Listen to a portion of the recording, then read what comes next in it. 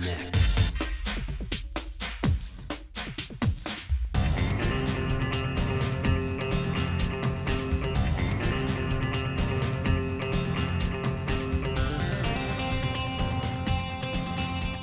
On this episode of Next TV, dancing, driving, flying, and flirting.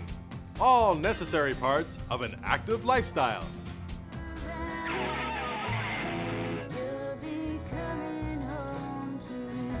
So we have this piece of music, and it's got verses and it's got a chorus, and there's lots of good action words in the chorus. You want to focus on, like, what are the action words and how do I create those images on stage to go along with the story of what she's saying. As a choreographer, you have to put yourself out here in the audience, you know, like, because you've been a dancer, the tendency is to go, oh, this feels good, or, you know, this is a cool move or whatever, but it might not visually look as good. There's lots to think about. There is lots to think about, huh? A lot of times with choreography, maybe you're not singing or you don't have any dialogue, so you really have to use your body language. In the music, she's saying you're walking away and you're long gone, and what would somebody do? Probably wave. They'd wave goodbye, right? Yeah. When I choreograph, I always do the feet first. Okay, and then add the arms after. And then add the arms after, and then add any of the nuance. So like the body or the head, or like if you want them to focus somewhere. I guess you gotta try different things with the dancers, right? Before you, like, know, like, do you think something will look good and then you try it and you're like, no, I don't like that? All the time. I don't think I'm gonna have you sit down. It's just too awkward. Maybe just putting the notebook down like this and just stepping back from the group and waving. By the time you get this, God, I like it. I love the part where they're in different levels. Different like, levels, and waving. yeah. Like, how'd you think of doing that? Having different levels is something you always have in your mind as a choreographer. It just makes it look more interesting. It just gives it a little bit more texture, right?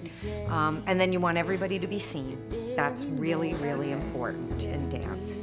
So that's why, you know, the bodies are arranged like that. Yeah, that makes sense. Because Amanda's not standing in front of Sydney, and I always, you know, go, hi Mom, hi Dad, you know, like everybody needs to be seen. That's very important for the shape of what you want to do, all right? people will talk about it, and the talk will walk around it, but you'll be coming home to me. Good.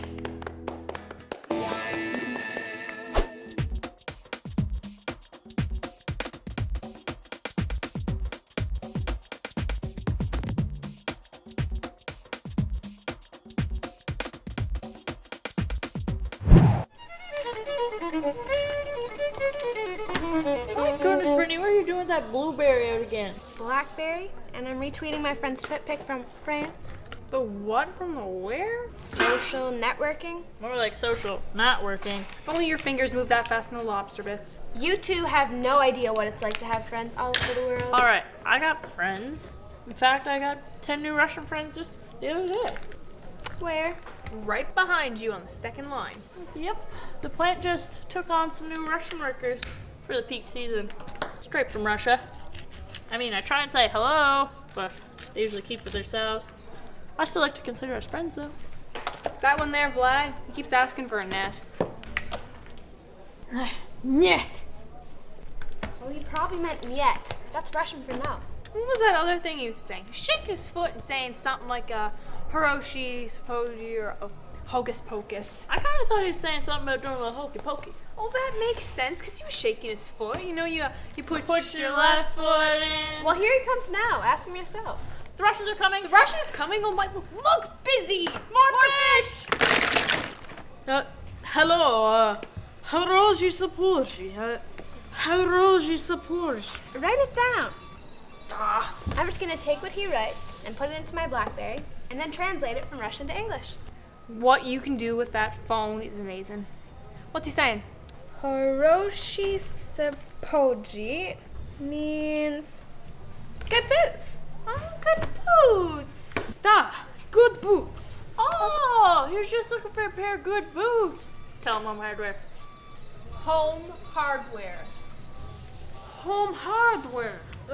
Good boots. Oh, that's why he was shaking his feet at us. Oh, yeah, not the hokey pokey at No, all. no. Man. What's your right now?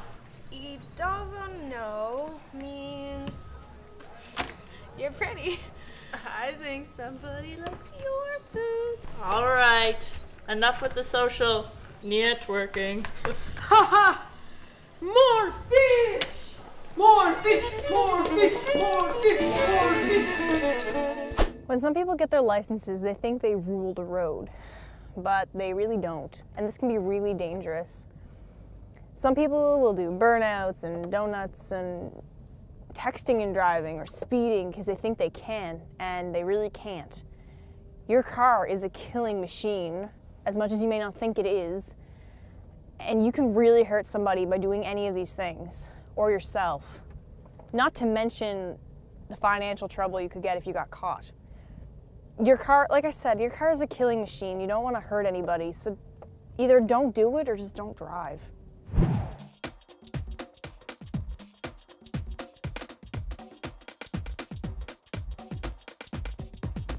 What's next for you? What is my biggest weakness? Yeah, I can only drink maybe like 2 bottles of vodka at a time. Yeah, can't make it over that hump. I don't think I have one actually. Gummy bears. Naked. Gummy bears. Eating them naked. At work.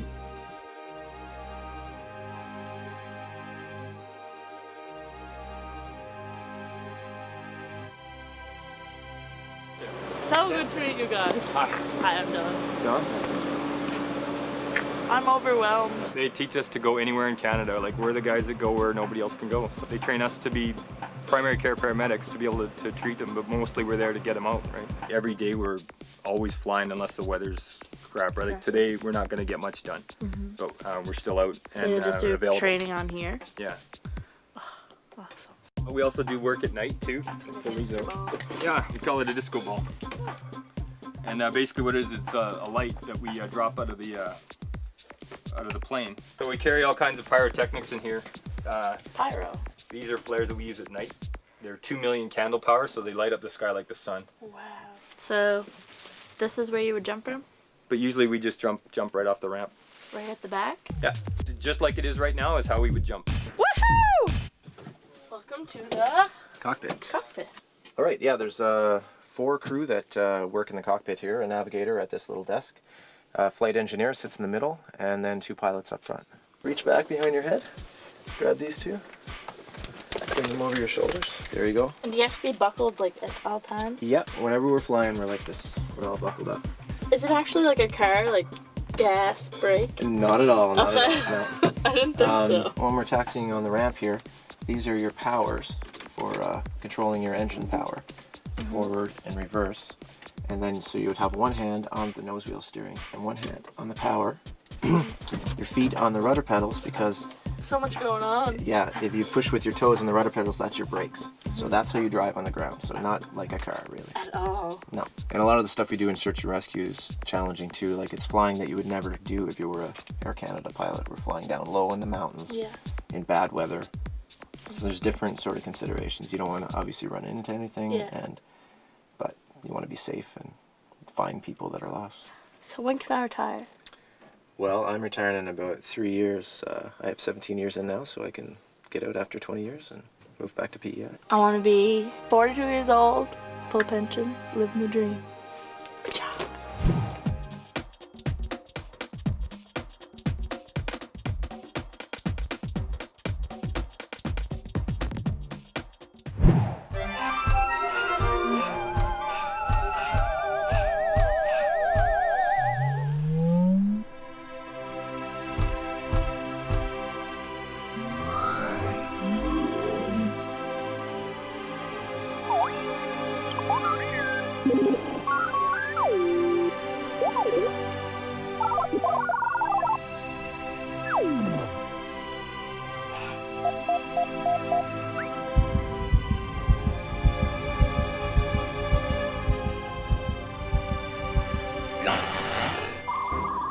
Well,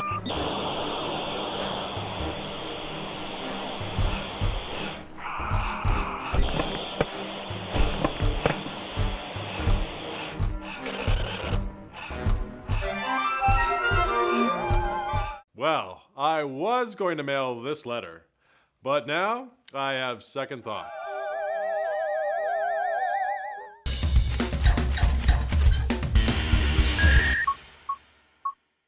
Are you between the ages of 16 and 24?